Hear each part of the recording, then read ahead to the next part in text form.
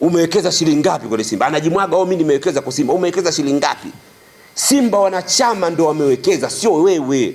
Naitwa Kala Jeremiah na hii ni PTV Tanzania. Taifa letu.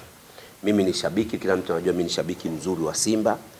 Na ushabiki wa Simba sijaukulia ukubwani, lakini mimi nimekuwa shabiki wa Simba since day one. Na wanasema enzi hizo, wakati bado mtoto nilishahamasika nikajikuta nakuwa shabiki wa Simba. Kwa hiyo ukiacha ushabiki, lakini nimejikuta mzalendo wa nchi yangu. Ukiacha uzalendo, nimejikuta ni mtu ambaye napenda maendeleo, lakini napenda maendeleo kwa nyanja zote, si za michezo lakini hata za kijamii ambazo tuko nazo. Kwa hiyo niko hapa kuzungumza mambo matatu. Jambo la kwanza, kama nitazungumza swala la press ya ndugu yangu, swaiba yangu, kada mwenzangu, kaka yangu Haji Manara. Alizungumza jana press yake juu ya tuhuma zake kuzipeleka kwenye management na uongozi wa Simba, lakini akiwa amefocus direct kwa Babra ambaye ni CEO wa Simba, lakini pia kwa Mo ambaye ni mwekezaji wa Simba. Natakiwa mjue waandishi wa habari na Watanzania kwa jumla, duniani tunapoishi kila siku, kila taasisi ina mfumo wake. Hakuna taasisi ambayo haina mfumo, hakuna nyumba ambayo haina mfumo, hakuna eneo ambayo halina mfumo. Ukienda kwenye nchi, kila nchi na tamaduni zake. Ukienda kwenye taasisi, kila taasisi ina mfumo wake. Lakini ukienda kwenye nyumba, kila nyumba ina tofauti zake na ina mfumo wake. Nyumba ninayokaa mimi huwezi kuingia kiolela kama nyumba ya fulani, au nyumba ya fulani huwezi kuingia kiolela kama nyumba ya fulani. Kila kitu kina mfumo wake.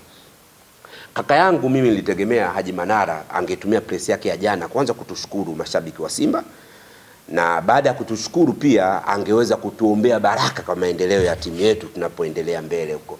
Hicho tungekuwa kikubwa sana. Au kama angekuwa ameshindwa, basi angeweza kukaa kimya. Binadamu unaweza ukajenga kwa kujenga utu wako ndani ya miaka 15, lakini ukaharibu utu wako ndani ya sekunde 15 au sekunde 20, ukajikuta unaharibu kila kitu na unabakia, yani unakuwa wa kawaida. Hicho ndio kilichofanya jana Manara. Mimi nimesikitishwa sana na Haji kwanza kumkebehi Mo, mwekezaji ambaye aliweza kuwekeza bilioni 21. Kitendo cha kukebehi, kusema amekopa, mimi nimwambie Haji, ndio maana nasema muda mwingine shule inatusaidia sana. Anitafutie mwekezaji yote au bilionea yote ambaye hajawahi kukopa. Yaani akinitafutia hapa bilionea wote duniani ambaye hajawahi kukopa, anaambia amefanikiwa vipi. Kila bilionea unayemuona, ukiangalia historical background yake, lazima alikopa pahala. Lazima alianza kuwekeza, lakini lazima alianza na kukopa. Kwa hiyo hakuna swala la kusema Mo alikopa, zilera zilikopeshwa zikaleta kwetu. Niwaambie tu wa Tanzania na wapenda michezo, wapenda amani, hakuna bilionea asiyependa maendeleo lakini asiyekopa. Kila mtu amekopa. Na hili niliweke wazi. Lolote linapozungumzwa kwa Watanzania, leza likawa la kweli, basi likiwa la kweli litaungwa mkono na Watanzania wengi. Na likiwa la uongo, endapo mtalikalia kimya, basi mtakuwa mnatengeneza hofu katika mioyo ya watu. Ndio maana mimi nimejitokeza miongoni mwa mashabiki kuanza kumwambia tunaenda kujibu hoja zake kwa hoja. Swala la kwanza la kumkebehi Mo, naomba kwanza ili afute kauli. Kuwekeza katika Simba hakuhitaji hela atoe mfukoni au hela atoe benki. Unaposema Mo amekopa, lakini amekopa kutokana na endorsement zake alizoziweka yeye, manake benki imemwamini yeye kwenye kukopa kuja kuwekeza kwa Simba. Kama asingokopa yeye, timizi asingeweza kukopa na kuweka pesa hizo za bilioni 21. Kwa hilo na mvunja kabisa kauli, yani naistopisha kauli yake kwenye swala la kukopa. Hakuna bilionea, hakuna mwenye tajiri hata mmoja ambaye hajawahi kukopa katika maisha yetu tunaoishi sisi hapa. Hilo la kwanza ajue.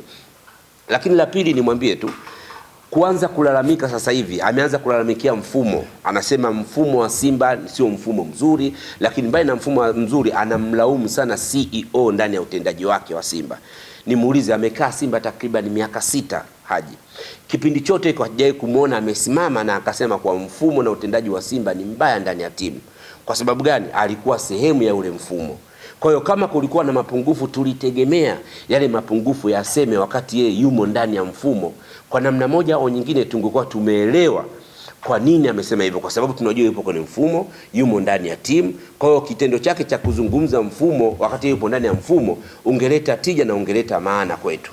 Lakini huwezi kuzungumza mapungufu ya mfumo au mapungufu ya utendaji ukiwa nje ya system. maana yake tayari umekuja nje ya system, unanongwa.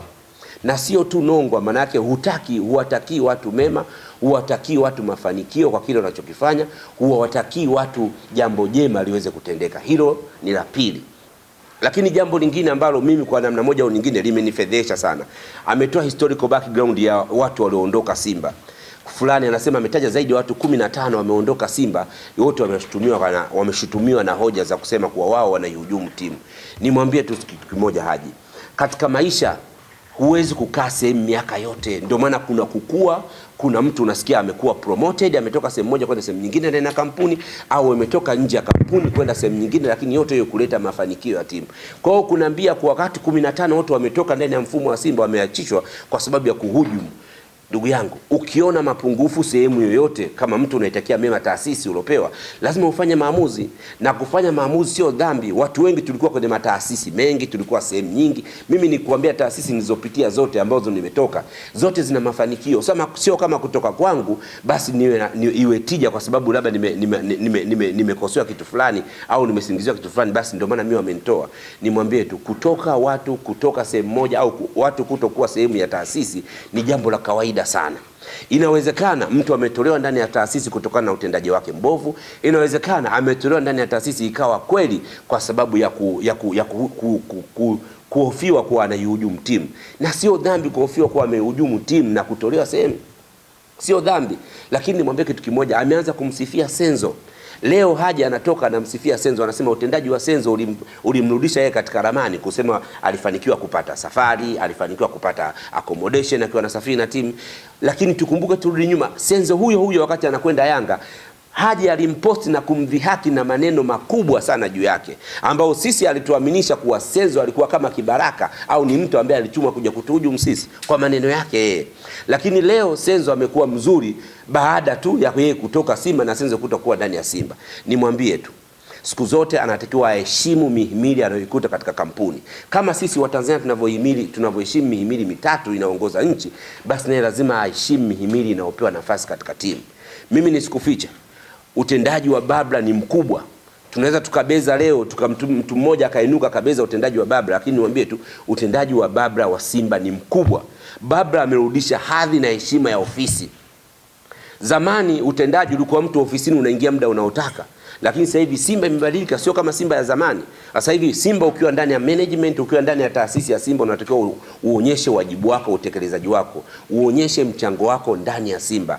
Asiseme kuwa yeye kilichomuondoa Simba ni umaarufu na riziki. Maana yake amesimamia kwenye umaarufu na riziki. Kwa nini hawi mwazi? Kwa nini hawi mwazi kuwa utendaji wake umemfanya aondoke Simba? Kwa sababu tunajua Simba imeingia kwenye mfumo mpya. Simba imeingia kwenye digital, ambao ukiachana na digital lakini imefuata mfumo ambao unakidhi haja ya taaluma ya mtu kuweza kufanya kazi. Simba sasa hivi imeruhusu utendaji wa kazi lakini by professional. Mimi nikiuangalia tu utendaji wa Simba, unaona kabisa Haji alikuwa hana nafasi. Na Haji alikuwa hana nafasi kwa namna mbili. Haji alikuwa hana nafasi kitaaluma, lakini Haji alikuwa hana nafasi pia kiuwezo katika kiperformance.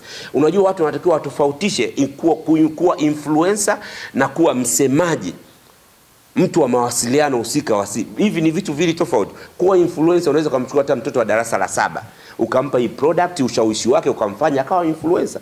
Lakini unaposema unatakiwa kuwa mtendaji, na Simba ilikuwa imeingia kwenye mfumo ambao unataka taaluma ndio uweze kupata nafasi. Mimi naweza nikasema tena kwa confidence kubwa tu, kilichomuondoa Haji Simba sio umaarufu wala sio riski, eti kwa sababu amepata endorsement ya nje ya Simba ndio zimemuondoa. Hapana. Utendaji, Simba umeajiri watu ambao wana elimu. Alipita Senzo ni by professional. Senzo alikuja kutengeneza mfumo, amekuja Babla anatengeneza mfumo. Kila mtu alisema anayokuwa lazima ukae ujue taaluma yako inataka nini. Mimi nisikuficha, nimejaribu kupekua, nimejaribu kufuatilia.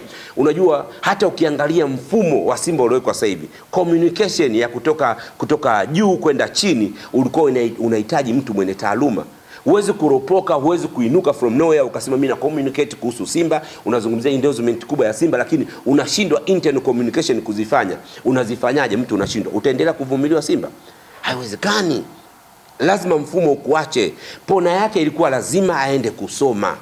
simdhihaki, lakini akubali akatae mfumo wa Simba. Timu zetu sasa hivi zinapoelekea zinakwenda kwenye mfumo ambao unataka taaluma ichukue nafasi yake. Zamani tulikuwa tunaendeshwa na mihemko, tunaendeshwa na ushabiki, lakini sasa hivi zama zimebadilika. Mpira umekuwa ajira, mpira watu wanafanya endorsement, mpira imekuwa inafungua fursa kwa wengi. Kwa hiyo kinachotakiwa sasa hivi ni taaluma kubwa hasa uwe nayo ili uweze kukaa kwenye nafasi ambayo unaitaka. Uweze kutoka from nowhere ukasema mimi nina nguvu, nina ushawishi. Watu wangapi wana ushawishi hawawezi kufanikisha malengo ya taasisi wanazokuwa nazo. Kufanikisha malengo ni jambo moja, lakini ushawishi ni jambo lingine. Unaweza kuwa mshawishi lakini usiweze kufanikisha malengo ya Simba. Mimi niwaambie watu, mtu ambaye anatakiwa kuheshimiwa kwa Simba kwa Tanzania nzima ni Mo amethubutu, amewekeza. Tunaona kina Ghalibu amewekeza, tunaona watu wengi wanawekeza, lakini Mo alithubutu kutoa pesa yake mfukoni, kuriski. Unapoinvest, mimi niwaambie waandishi, unapotaka kufanya investment sehemu, una risk. Entrepreneur wote wanakwambia lazima uriski katika kufanikisha jambo fulani. Mo ameriski kuweka bilioni 21 kwa timu ya Simba, na tunajua kabla ya Mo kuja Simba ilikuwa inafanya vibaya. Nani asijua? Yanga ilikuwa inachukua ubingwa mfululizo. Mo amekuja bado timu haifanyi vizuri, tuko tunaijenga timu, lakini alithubutu kuweka pesa zake za usajili, alithubutu kuweka pesa zake za mishahara, alithubutu kuweka pesa zake za bonus kwa wachezaji na management kwa ukubwa, ili kuweza kuriski na ili kuweza kuleta mafanikio kwenye Simba. Mimi sishangae kusema kwa alijitolea Simba. Of course, kama ni mshabiki lazima ujitolee. Kama unaipenda kitu na mapenzi yako, jitolee, kwa sababu taaluma huna. Kwa sababu by the way, unaweza kuambia sign mkataba, tupe professional, tupe vyeti vyako mezani hapa. Utakuwa vipi na vyeti? Kama huna vyeti utasaini vipi mkataba? Kwa lazima uwe logic. Utapewa mkataba sawa, unapewa mkataba unastahiki, una vyeti vya kupewa mkataba, au unatumia mkataba wako masi ya mnyuma ushawishi uliokuwa nao ndio upewe mkataba? Mimi mwenyewe nawashangaa sana, kuna muda management ya Simba iliposema iliandaa mkataba kumpa wa milioni 4 then akakataa kusaini. By the way, why mnampa mtu mkataba ambaye sio professional kabisa? Kwa sababu tunaposema professional uwe na vyeti maalum. Mimi naweza nikawa mfuasi wa mpira lakini nikawa sina vyeti vya kunihalalisha kupata nafasi fulani.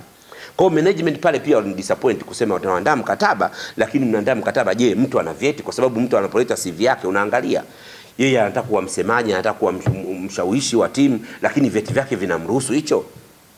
Lazima tuheshimu professional, lakini lazima tuheshimu taaluma ya mtu ili iweze kumweka kwenye nafasi. Mo anatakiwa aheshimiwe sana. Na hii narudia tena kwa sauti kubwa.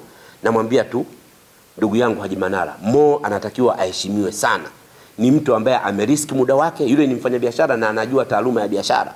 Ameriski muda wake, ameriski na pesa zake, ameriski maisha yake kwa sababu ya Simba. Leo hawezi kutokea mtu mmoja akamdhihaki Mo kwa pesa alizoziweka pale, kwa sababu tu ametoka pembeni, amepewa sumni, amepewa pesa basi za kufanya project fulani, basi anamuona huyu mtu hafai. Kama angekuwa hafai asingeaminiwa na mabilioni ya Watanzania. Mashabiki wa Simba wana imani kubwa na Mo. Mimi hapa nilipo ni shabiki mmoja wapo. Siwezi kuona mtu anamnyoshia kidole Mo kumdisappoint. Ameweka pesa zake kwa sababu ya malengo mazuri ya timu. Sisi tunachotaka katika Simba ni ushindi na furaha. Ushindi na furaha kama unapatikana, wachezaji hawanuni, wachezaji wanalipwa kwa wakati, bonus zinapatikana, investment zinaonekana. Simba angalia wanavyoboresha miundombinu yao. Tunaona gorofa lile la Kariakoo, marekebisho nafanya, wana Mo Arena, wachezaji wanalala pazuri. Unataka kitu gani kingine? Unataka kitu gani? Sisi wanachama tunachangia, tunajikuta tunatoa mfumo mzuri wa kuchangia. Unataka kitu gani kingine? Ingekuwa vinafanyika vitu ambao sisi hatuvioni, kweli kila mtu angeweza kuongea. Lakini vitu vinavyofanyika na Simba katika management, lakini na uwekezaji uliofanywa vinaonekana dhahiri. Timu ina perform, tuna jezi nzuri, muonekano mzuri. Wachezaji wanapoonekana wanaonekana sasa ni wachezaji wa kimataifa, wanapambana kwa sababu ya timu. Unataka kitu gani kingine? Kwa nini utulishe sumu sisi mashabiki? Kile alichokifanya Haji ni kutulisha sumu sisi mashabiki. Mimi niwaambieni, katika kitu Haji ameweza kuteleza kikubwa kwa hali ya juu, na mimi nina imani anaweza kaomba msamaha, ni kumnyoshia kidole Babra. Jiulize, Simba wamepita ma-CEO wangapi? Simba wamepita ma-CEO wangapi? Ma-CEO wengi sana wamepita Simba, wanaume, lakini hujawahi kusikia hata mtu mmoja amewahi kunyoshia vidole au ma-CEO. Na wengi wameondolewa, walikuja wanaondoka, walikuja wanaondoka. Lakini ulishia kumwona mtu amesimama kwenye press anazungumza mapungufu? Hakuna. Kwa nini amekuja Babra, yupo katika utendaji wake, asimame azungumze mapungufu ya Babra? Au ndio ishara kwa anataka kuleta mfumo dume ambao sisi tunaupiga vita mfumo dume usiendelee, kuwa haki sawa kwa wote? Na unapoangalia nchi yetu inaongozwa na Mheshimiwa Mama Samia Suluhu, ni rais mwanamke. Kwa hiyo kama rais mwanamke anaendesha nchi zingine, nchi yetu inafanikiwa, why Babla ashindwe kufanikiwa? Kwa nini uonyeshe mapungufu yake wakati Babla hana hata miaka 2? Kwa nini usimpe nafasi aitengeneze timu? Kwa nini usimpe nafasi aweze kujenga timu? Kwa nini usimpe nafasi aweze kuonyesha future yake na timu inakwenda wapi? Leo unasimama unamdhihaki kwa sababu ni mwanamke hajui kuongea. Amekosea.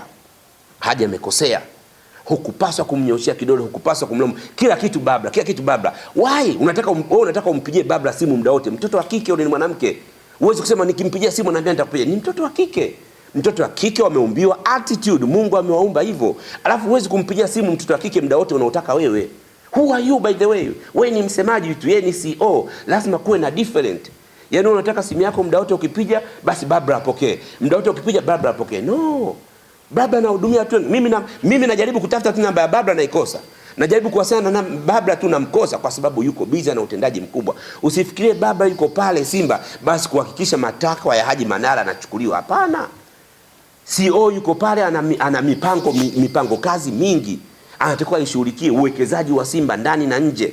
Unafanikiwa vipi? Yaani leo Babla atoke akae sasa aanze kuhakikisha kuwa anapokea simu labda ya Haji Manara anapiga kwa wakati. Hatuwezi kufanya kazi hivyo. Ukiona mtu apokee simu muulizeni alituma email, kwa sababu communication nzuri katika kampuni. Communication nzuri katika kampuni ni kuandika email, sio kumpigia simu. Mimi siwezi kumpigia simu CEO wangu au mkurugenzi eti nimpige nampa ushauri wa jambo fulani. Hautaki kumpigia simu, unatakiwa utume email. The best way ya communicate katika taasisi lazima ni kutuma email. Unamtumia email mkurugenzi wako, ataisoma, ataijibu. Ukiona mkurugenzi wako hajajibu email yako, ujue kuna walakini au kuna upungufu au ulichokiomba au ulichokihitaji. Na ukiona hujajibiwa huwezi kufanya maamuzi. Kwa hiyo nimwambie tu hoja yake ya kusema mimi nikimpigia Babla simu anasema I'll call you later. She's right. Ni CEO yule, hawezi kupigia simu yako wewe upige simu tu akusikize unachotaka. Hatuwezi kufanya hivyo kazi. Na nimuulize mara mwisho lini alimwandikia email Babla? Mara mwisho lini alimwandikia email Babla ya kumwambia matakwa yake anayoyataka? Kwa sababu labda mwekezaji mmoja anaweza kaongea kitu, mpeni mkataba mtu fulani. Wewe unapotaka kukumbushia ule mkataba wako lazima uandike email, uweze kumpigia simu. Lazima utume professional email. Bwana mkurugenzi ameshauri 1 2 3 4 5, mwekezaji amesema 1 2 3 4 5, naomba maelekezo haya yachukue nafasi yake. Hapo ndo alipasa afanye hivyo, lakini sio kumpigia simu. Unapompigia simu unaonekana kabisa hujui ethics za mawasiliano katika taasisi. Lazima ujue watu wanawasiliana vipi kwenye taasisi. Nije kwenye hoja yake ya kusafiri. Kwenye hoja ya kusafiri ndo hiyo hoja ambayo kwangu mimi nimeicheka sana. Nimeona ni hoja ya kitoto ya hali ya juu. Watu wengi tumefanya kazi katika taasisi kubwa. Mimi nimefanya kazi katika taasisi kubwa kuliko mnazozifikiria. Kubwa sana. Katika taasisi mpo watu zaidi ya 100. Sio lazima linapotendeka jambo la nje ya mkoa, nje ya nchi basi na wewe ukaenda. Ikitokea umekuwa selected, kwa sababu niwaambie tu mfumo wa timu hizi za kwetu zinavyofanyika. Unaambiwa timu labda inakwenda kucheza Mbeya, basi kuna budget inapangwa kwa sababu ya watu wa Mbeya. Na kwenye budget lazima upange watu gani muhimu waende, watu gani muhimu wasiende. Kama wewe nafasi yako unaweza ukafanya mawasiliano au nafasi yako unaweza ukaitendea ukiwa sehemu fulani, you don't need to go. Kwa nini timu iingie kwenye cost ya kupeleka wakati unaweza ukakaa hapa baada ya mechi kuisha ukapigiwa simu na wanahabari ukawajibu na ukapata content? Kwa nini uende kule? Kama nafasi yako unasema ni ya ushawishi, kwa nini usikae Dar es Salaam uite press, uite vyombo vya habari, uwashawishi watu waweze kwenda kuingia uwanjani na wewe ukabaki hapa? Kunakuwa na advantage mbili. Advantage ya kwanza, unakuwa tumepunguza matumizi yasiyo ya lazima katika timu, maana yake tutapata pesa na income ya kufanya investment sehemu nyingine. Lakini ukitaka kila safari uende, then timu itasave saa ngapi? Timu itasave saa ngapi?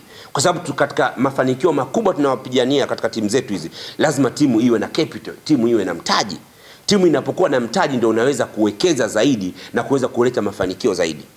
Nije hoja yake, anasema alianzisha magrupu ya Simba, yale magrupu ya Simba alihakikisha kuwa watu wanawafuata matajiri, anawaomba hela, timu wanaenda kulala kwenye hoteli nzuri, wanalipia nini kipindi cha timu kipo katika wakati mgumu. My brother, yani from nowhere mtu mzima kama wewe unasimama kwa sababu nilikuwa nawachangisha watu kwa sababu ya timu. Nani alifanya auditing ya hicho ulichokuwa unakichangisha? Kilikuwa kinamfikia nani? Auditing yake ya matumizi na kilichobaki nani alikuwa anakifanya? Mbona hajatupa report? Leo tukisema kuwa alikuwa anachangisha timu alikuwa anawalaghai watu kwa anapeleka hela kwenye timu ili mradi anazitumia katika shughuli zake za binafsi, tutakuwa nimeongea urongo? Takuwa sijaongea urongo. Huwezi kuchangisha pesa kwa watu, huwezi kuchangisha pesa kwa wadau au watu wako wanaojua kwa sababu ya timu. Pesa haina maelekezo ya matumizi, haina maelekezo yake imepelekwa, haina. Unasimama mbele ya vyombo vya habari unasema mimi nilikuwa nachangisha watu kwenda kulipa hoteli. Ulipe hoteli, tupe receipt ya hoteli ulizokuwa unalipia. By professional. Tupe hoteli ulikuwa unalipia kiasi gani? Nilikuwa nahakikisha wachezaji wanakula vizuri. Tuonyeshe receipt ya wachezaji walikuwa wanakula kiasi gani, pesa shilingi ngapi, na ile ubaki ilikuwa inakwenda wapi. Kwa namna moja au nyingine yeye alikuwa anaitumia timu kwa manufaa yake binafsi, na ninaweza nikasema maendeleo yake yeye binafsi yametokana na pesa ambazo alikuwa anachangisha pembeni kwa sababu ya timu. Nimejaribu kuwahoji viongozi wote wa timu, pesa alizokuwa anachangisha Haji kwa sababu ya timu wakati timu inapitia wakati mgumu, mlikuwa mnazi audit? Zilikuwa zinamfikia nani? Kwa sababu ukichangisha pesa unampelekea mtu anayepanga matumizi. Nani alikuwa anafikishiwa? Kila mtu ukimuuliza anakuambia sijawahi kufikishiwa hiyo pesa. Angemtaja hizo pesa alikuwa anamfikishia nani? Alizokuwa anazikusanya alikuwa anamfikishia nani? Anasema wachezaji walikuwa wanalala sehemu mbaya, nilikuwa nahakikisha kwa wachezaji wanalala sehemu nzuri. Atupe proforma invoice ambayo ilikuwa inaotoka inaonyesha kwa na proforma yetu invoice ni hapa, malazi ya hoteli ya wachezaji 60 gharama yake hii. Hatupe invoice ya malipo iliyokuja kutoka kwake, kwa sababu Simba ni taasisi, haiwezi kulipa kiolela. Lakini atupe receipt ya kuonyesha kuwa Simba ililala hoteli fulani, mimi nilichangisha la fulani nikatumia hii. Kwa hiyo yeye alianzisha magrupu yake ya WhatsApp, yeye alikaa kwenye magrupu yake ya WhatsApp kwa sababu ya kujinufaisha yeye kama yeye. Asitumie kigezo cha kuisaidia timu. Simba ni taasisi kubwa. Yeyote mwenye nafasi anaweza akaisaidia Simba kwa mapenzi yake na sio kulazimishwa la kuombwa. Kwa hiyo hoja ya kusema nilisaidia timu kipindi kina wakati mgumu, afute kabisa. Simba ilikuwepo na itakuwepo, na sisi tutaiacha na yeye ataiacha, na vilembo vyetu vitakuja wataiacha, itaendelea kusurvive kama kawaida. Namuonya Haji. Ametoka kwenye Simba, basi awaache viongozi wa Simba wafanye shughuli zake. Na niwaombe management wasipoteze muda wao kuanza kumjibu Haji. Haji sasa hivi yeye hayupo katika management. Haji amekuwa ni shabiki kama shabiki mimi, ni shabiki kama shabiki wewe, ni shabiki kama shabiki mwingine. Kwa hiyo haiwezekani taasisi kubwa kama ile Simba kujibizana na mtu mmoja kama Haji, which is very wrong. Asitokee mtu. Wanachotakiwa kufanya wao ni kuwekeza zaidi, wanachotakiwa kufanya ni kutupa raha sisi mashabiki zaidi, lakini kikubwa zaidi wahakikishe Watanzania na wana Simba wanapata manufaa na timu yao. Uwekezaji uonekane. Na nichukue nafasi hii kumuomba radhi sana Mo. Nimuombe radhi sana Babra kwa kashfa, fedheha mbaya zilizotoka jana kupitia Haji Manara. Zile ni fedheha za mtu ambaye sio mweledi, sio mwelewa, hana taaluma, hana ethics za kuisemea taasisi kubwa. Lazima utofautishe taasisi kama Simba na huko tunavoropoka kwenye mitandao ya kijamii. Lazima utofautishe vitu viwili. Ukishindwa kutofautisha vitu viwili unajivua nguo kama alivyojivua Haji Manara. Kama alikuwa anategemea anamdhihaki Babra au anamfedhehesha Mo, nimwambie tu ameula wachuya. Hata matajiri ambao wanawatumikia sasa hivi, nimwambie kila tajiri atakuwa anamuogopa sasa hivi. Kwa sababu wewe nikija kukosana na mimi utaita presi, utanidhihaki, utaweka wazi siri zangu. Na nimwambie kuanzia leo hakuna tajiri hata mmoja atakayeruhusu siri yake ashare na yeye. Hata mmoja hatotokea. Kwa sababu wameshajua tabia yake, wameshajua ni mtu wa kalima gani. Na ukiona binadamu wa aina hii unaongea vitu vya ndani, akiondoka mkigombana na vitoa nje, hafai. Na ndio maana hata mahusiano yake, ndoa yake ya kwanza ilivunjika. Na hisi hajui kustahimili na vitu kuweka ndani ya nyumba. Kwa sababu kigezo kimoja, mtu angalia Ahlul Baiti nyumbani kwake, anaishi vipi nyumbani kwake. Nani asijua kama Haji ndoa yake ya kwanza ilimshinda? Kwa naweza nikasema alikuwa anatoa vitu vyake vya ndani kuvipeleka nje. Ile ilikuwa ni alarm na ishara tosha kwa management ya Simba kujua huyu mtu tunakuwa naye sio vikao vote anatakiwa ingie. Vikao vingine anatakiwa akae pembeni asubirie. Sio kila kitu aambiwe apewe siri. Matokeo yake ndio hivyo anakwenda kuongea vitu vya ndani ambavyo vinaonyesha kabisa ni vile ndio tabia zake. Asipobadilika hata ndoa yake ya pili na Waida itamshinda. Lazima ajue vitu gani vya kuongea na vitu gani vya kutokuongea kwenye jamii. Sisi wote tuna siri kubwa na siri za taasisi, lakini siwezi kuziongea hata niondolewe vipi. Siwezi kuzungumza kwa sababu zile zilikuwa ni siri za kampuni na siri ambazo nilikuwa katika utendaji wangu, vitabaki kuwa ndani ya mioyo yetu. Ndio binadamu unataka uishi hivyo. Usiropoke tu from nowhere. Wewe unatoka unakebea uwekezaji wa Simba wa Mo alioweka pale. Kwani unaweza ukamhoji Mo? Ukamhoji uwekezaji aliofanya Mo? Hivi Mo leo Mo hakutaka umaarufu? Nimwambie umaarufu wa Mo yanaweza kaufikia? Mo umaarufu wake angalia na watu walomfanya kuwa maarufu. Alafu yeye naye angalia umaarufu wake na watu walomfanya kuwa maarufu. Ni vitu vili tofauti. Mo watu wake na chemistry ya watu wake ni watu tofauti, ambao chemistry na watu wa Haji Manara ni vitu vili tofauti. Wewe nenda kwenye ukurasa wa Haji Manara watu walomfollow. Alafu nenda kwa Mo watu walomfollow Mo. Ni vitu vili tofauti. Watu walomfollow Mo ni watu ambao ma entrepreneurship, watu wawekezaji, wasomi ndio wamemfollow Mo. Nenda kwa Haji. Watu walomfollow ni watu unakuta mtu wa nini, boda boda, si wadharau, lakini ni watu ambao sio watu ambao tunasema ni watu wa kaliba fulani. Ni watu wawili tofauti. Huwezi kusema Mo anataka umaarufu. Mo ni maarufu kuliko anavyofikiria. Mo ni maarufu across the country. Mo ni maarufu kutokana na uwekezaji aliofanya. Mo ni maarufu kweli kweli mkubwa. Mo anafika kwenye taifa la watu, rais anajua mtu fulani amekuja kwenye taifa langu. Sasa Haji akaenda taifa gani anaweza kujua, rais akajua kuna mtu kaja hapo? Haiwezekani. Yeye abaki kuwa maarufu ndani loko. Lakini Mo hawezi kumfanisha na yeye. Eti anaongea kabisa eti kuwa Mo anataka umaarufu zidi yangu. Seriously? Mtu mzima kama wewe unakaa unalingia umaarufu. Dunia leo ni ya kulingia umaarufu. Watu wangapi wamepata umaarufu? Lakini jiulize, umaarufu huo unatija? Umaarufu unaungania unatija? Umaarufu wa Mo unatija. Umaarufu wa Mo ni unatija kwa sababu Mo anawekeza. Wewe umaarufu wa nini? Wa kuropoka. Kusimama kwenye vyombo, kwenye media kuzungumza, kuropoka. Umewekeza shilingi ngapi kwenye Simba? Anajimwaga, mimi nimewekeza kwa Simba. Umewekeza shilingi ngapi? Simba wanachama ndio wamewekeza, sio wewe. Mashabiki na wanachama ndio wamewekeza kwenye Simba. Wanavyoinua miguu yao wanakwenda kulipia tiketi kuingia uwanjani. Wewe unakaa unalia unataka tiketi za bure. Wewe unawekeza au unaihujumu timu? Hata ile tuma ya kusema anaihujumu timu, ni kweli unaihujumu timu. Kama una mapenzi ya timu, huwezi kukaa kuomba tiketi timu kuligharamia tiketi. Kama una mapenzi ya timu utasema tiketi hii mimi naenda kukata najilipia mimi. Au tiketi hii nimpelekee shabiki ambaye kindaki hana uwezo kweli kipato cha kuingia uwanjani, mpelekee. Lakini wewe unasimama unapoka unasema kuwa mimi nanyimwa hadi tiketi. Kwa hiyo wewe ulikuwa ndani ya timu kuinyonya timu, unaihujumu timu, lakini ulikuwa haumo ndani ya timu kuipambania timu. Unapiga kelele, nimesafiri mimi mikoani kote, nasafiri kwa gharama zangu. Ndio unatakiwa usafiri kwa gharama zako, sio unalipwa. 700,000 sio ndogo. Unalipwa 700,000 sio ndogo. Ukiona ndogo, kuna mtu yuko nje anaitafuta 700,000, ondoka. Nenda nyamaza kimya. Kama unaona unasafiri kwa gharama zako ndio inatakiwa. Mimi nimeenda Kigoma kwa gharama zangu. Nimelipa hoteli mimi, malazi mimi, sijui vyakula mimi, vyote kwa sababu nina mapenzi ya dhati na timu. Kwa hiyo ukiona huna mapenzi ya dhati na timu na unataka kuihujumu timu, ndio utataka kila kitu timu ikufanyie. Ukiwa na mapenzi ya dhati huwezi kuhitaji kila kitu ufanyiwe. Na kauli yako ukisema yeye ni maarufu kuliko Mo, afute kauli. Mo, he is big. Tajiri anafahamika maarufu kwa vitu vitatu. Binadamu unafahamika umaarufu wako kwa vitu vitatu. Cha kwanza, appearance yako. Mo ana appearance nzuri kuliko Mo ana appearance nzuri kuliko Haji Manara. Lakini la pili, endorsement zako. Umewekeza kitu gani kwa taifa lako? La mwisho kabisa, kauli yako. Una kauli za kuwatia moyo watu? Una kauli za kuwashika watu kufanikiwa? Mo anawashika watu wafanikiwe kupitia Mo Foundation. Anawashika watu mikono kupitia Mo Foundation. Haji amemshika nani mkono kufanikiwa? Je, muonekano wake anaweza kaita ushawishi? Au anafanya kazi kwa mhemko? Anafanya kazi kwa mhemko. Ukiitoa Yanga, ukiitoa Simba, ukitoa Yanga na Simba, Haji atakuwa maarufu wa kitu gani?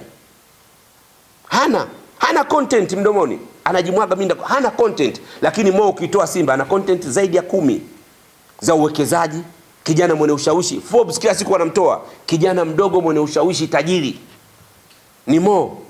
Hapo umeitoa Simba, umeitoa Yanga, umetoa mchezo wa mpira, umemwacha Mo kama Mo. Ni kijana mwenye ushawishi, mwekezaji Afrika. Mataifa yote ya Afrika, hasa Afrika Mashariki, kila mtu anamlilia Mo aje kuwekeza pale. Aje kuwekeza kwa sababu gani? Wanajua tija ya manufaa akiwekeza kuwa taifa linasonga mbele. Nani asijua mchango wa Mo hapa Tanzania? Nani asijua mchango wa Mo katika maisha yetu ya kila siku? Kuna mtu anakaa asile product ya Mo? Vijana wangapi familia zetu zimeajiriwa kupitia makampuni ya Mo? Kwa lazima uheshimu uwekezaji wa mtu. Lazima uheshimu uwekezaji wa mtu. Bilioni 20 usizikebehi. Sio hela ndogo. Awe amekopa, awe hajakopa, sio hela ndogo. Na matajiri siku zote pesa hawatoi mfukoni. Hiyo ni asili. Nimfundishe tu. Hakuna tajiri anatoa pesa yake mfukoni. Na hakuna tajiri ambaye anatoa hela yake isiyokuwa na faida. Mo amewekeza na hela benki ni hela ya kwake. Hata kama hela ametoa benki, lakini amekopa kwa sababu ya nini? Ya endorsement zake. Asingekuwa na endorsement, kuna mtu anaweza kumpata bilioni 2 hapa. Bilioni 21 unaijua wewe? Inashika viwanja vingapi? Au viwanda vingapi? Ni muonye haje. Ametoka Simba, aiache Simba. Najua hana content, najua hawezi kuzungumza kitu chochote kikaenda bila kuitaja Simba. Na muonya, tuachie Simba yetu, endelea kubaki kuwa shabiki. Umeshindwa kukataa, umekataa kumshahara wa 700,000, waache watu watakufanya mshahara wa 700,000 utawafaa, wataenda kufanya kazi. Aiache Simba. Simba ina wenyewe, Simba ameikuta na ataiacha, na sisi tutaikuta, tutaiacha. Lazima aheshimu miiko ya kazi, aheshimu miiko ya Tanzania, aheshimu miiko ya taasisi kama ya Simba. Naomba nimpongeze sana Babra. Babra nimejaribu kuongea naye kwa muda mfupi sana. Ni mtu ambaye ana focus, ana mawazo ya Simba na anataka Simba ifike mbali. Niwaambie mashabiki wa Simba na wanachama wa Simba, tumshike mkono Babra. Babra atatufikisha nchi ya ahadi. Kwa malengo yake na mipango aliyoipanga, atatufikisha katika nchi ya ahadi. Kitu chochote kinataka taaluma, kitu chochote kinataka mpango kazi, kitu chochote kinataka weledi. Weledi anao, taaluma anayo na hali anayo. Na ndio maana the future ya Simba itawashangaza watu wengi. Na kila mtu atataka kuwa kwenye historia hiyo.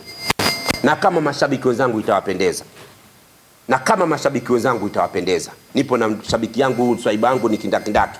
Mimi na huyu bwana tumeamua kutengeneza sanamu la Mo, tulipeleke pale Msimbazi kwa sababu kama kumbukumbu kwa taifa hili. Kama kumbukumbu kwa mashabiki wa Simba. Kama kumbukumbu hasa kwa kizazi sisi hapa cha digitali. Ili watu wakijua kuwa wajue kuwa kuna yuko Mtanzania aliyewekeza zaidi ya bilioni 21 katika timu na ikafanikiwa. Kwa hiyo niwaombe mashabiki, niwaombe wapenzi wa Simba, tumdharau wala tusimchukulie maanani.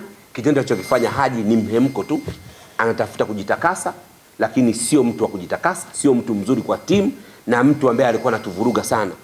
Alikuwa anatuchonganisha na viongozi wetu, lakini alikuwa haitakii mema Simba, na ni kweli alikuwa anatumiwa. Kwa sababu huwezi kuleta fujo kipindi tunaelekea kwenye mechi kubwa za watani. Huwezi. Na washukuru sana viongozi walikuwa na akili, na washukuru sana management ya timu, lakini hasa benchi la ufundi waliweza kutulia na kufocus, na tukaenda kupata ushindi na ubingwa pale Kigoma. Hii inaonyesha jinsi gani wana weledi. Kwa sababu tusingekuwa ndani ya weledi, mimi mwenyewe tu binafsi nilipanic. Lakini wao waliweza kutulia na timu ilitulia na iliweza kuperform vizuri. Shime, tumpuzie. Ni mtu ambaye sasa hivi anatafuta content. Lolote atakaopita mbele yake atajaribu kwenda nalo kwa sababu anatafuta content. Simba ina wenyewe ni mimi na wewe shabiki. Aiache Simba kama ilivyo. Ameshindwa kutekeleza wajibu wake katika timu, basi aache. Ameshindwa kutekeleza wajibu wake ndani ya timu, aache. Nafasi ameshindwa kuiletea maendeleo timu, aiache.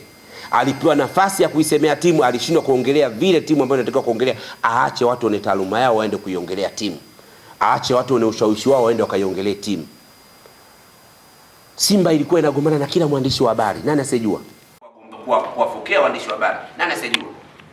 Hakuna timu inaoruhusu hayo mambo hata siku moja. Timu siku zote inataka mashirikiano mazuri kati ya waandishi wa habari na wachezaji, maandishi wa habari na timu, maandishi wa habari na taasisi husika. Kwa waandishi wa habari ni kiungo kikubwa sana kwenye maendeleo ya timu, kwenye taarifa za timu. Ukiona msemaji anagombana na waandishi wa habari, jua kuna walakini. Na hakuna taasisi inaweza kukubali kuona taasisi yetu sisi inagombana na chombo fulani cha habari, kwa sababu je, taarifa zetu zitatoka vipi?